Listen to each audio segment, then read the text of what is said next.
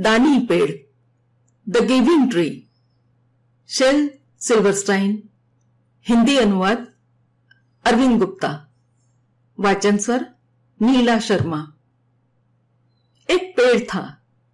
वो एक छोटे से लड़के से बहुत प्यार करता था। हर रोज लड़का उसके पास आता और पेड़ के पत्ते इकट्ठे करता। वो पेड़ के फूल इकट्ठे करके उनकी माला बनाता।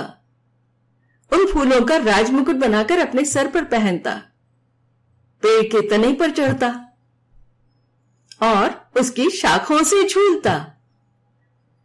वो पेड़ के फल खाता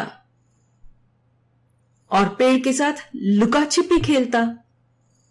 जब वो थक जाता तो पेड़ की छांव में सो जाता। लड़का पेड़ से बहुत प्यार करता था। पेड़ भी लड़के से बहुत प्यार करता था। पेड़ बहुत खुश था। समय बीतता गया और लड़का बड़ा होता गया। अब पेड़ अपने आप को अकेला महसूस करने लगा। एक दिन जब लड़का पेड़ के पास आया तो पेड़ ने कहा, बेटा आओ, मेरे तने पर चढ़ो और मेरी डालों से झूलो, मेरी फल खाओ, मेरी छांव में खेलो और खुश रहो। लड़के ने कहा, अब मैं बड़ा हो गया हूं, मेरी उम्र पेड़ पर चढ़ने और खेलने की नहीं रही। मैं अब कुछ चीजें खरीदकर मजे करना चाहता हूं। मुझे कुछ पैसे चाहिए। क्या तुम मुझे पैसे दे सकते हो? पेड़ ने कहा, पैसे तो मेरे पास नहीं है। मेरे पास केवल पत्ते और फल हैं।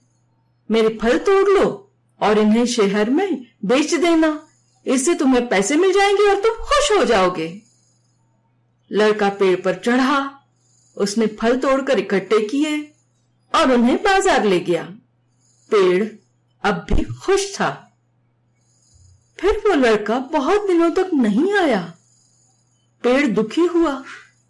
फिर जब एक दिन लड़का वापस आया तो पेड़ खुशी से हिलने लगा और कहने लगा, आओ, मेरे तने पर चढ़ो, मेरी डालों से झूलो और खुश रहो। अब मुझे पेड़ पर चढ़ने की फुर्सत नहीं है। मुझे एक घर की जरूरत है जिसमें मैं सुरक्षित रह सकूं। मुझे अब पत्नी और बच्चे चाहिए और उनके लिए घर चाहिए। क्या तुम मुझे एक घर दे सकते हो? पेड़ ने कहा, मेरे पास घर तो नहीं है, ये जंगल ही मेरा घर है, पर तुम चाहो तो मेरी शाखें काटकर उनसे घर बना लो, तब तुम खुश रहोगे। लड़के ने पेड़ की शाखें काटी और उन्हें अपना घर बनाने ले गया। पेड़ अब भी खुश था, परंतु लड़का बहुत दिनों तक वापस नहीं आया। जब वो आया तब पेड़ इतना खुश हुआ कि उससे बोलते ही नहीं बना। वो फुसफुसाया, आओ बेटा, आओ और खेलो। लड़के ने कहा, मैं बहुत दुखी हूं और मेरी उम्र भी अब खेलने की नहीं रही। मुझे एक नाव चाहिए जो मुझे 7 समुद्र पार ले जा सके। क्या तुम मुझे एक नाव दे सकते हो? पेड़ ने कहा, मेरा तना काटकर तुम एक नाव बना लो, तब तुम समुद्र पार कर खुश हो सकते हो। तब लड़के ने पेड़ का तना काटा और उसकी नाव बनाकर समुद्र पार गया। पेड़ अब भी खुश था, पर सचमुच में नहीं।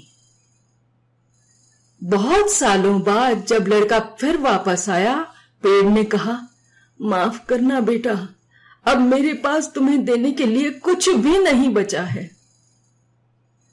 मेरे फल नहीं बचे हैं। लड़के ने कहा, मेरे दांत इतने कमजोर हैं कि मैं उनसे फल चबा ही नहीं सकता। पेड़ ने कहा, मेरी शाखें भी नहीं रहीं जिन पर तुम झूल सको। लड़के ने कहा, मैं बहुत बूढ़ा हो गया हूं और शाखों से झूल नहीं सकता। पेड़ ने कहा, मेरा तना भी नहीं रहा जिस पर तुम चढ़ सको। लड़के ने कहा, मैं बहुत थका हूं, तने पर चढ़ने की ताकत मुझ में नहीं है। पेड़ बोला, मैं तुम्हें कुछ देना चाहता था, परंतु अब मेरे पास कुछ बचा ही नहीं है। मेरे पास सिर्फ एक ठूंठ बचा है, मुझे माफ करना। लड़के ने कहा, मुझे अब कुछ ज्यादा चाहिए भी नहीं, सिर्फ एक शांत जगह चाहिए बैठने और सुस्ताने के लिए। मैं बहुत थका हुआ हूं। फिर क्या? पेड़ ने अपने आप को सीधा करते हुए कहा, आओ बेटा, मेरे ठूंठ पर बैठो और आराम करो।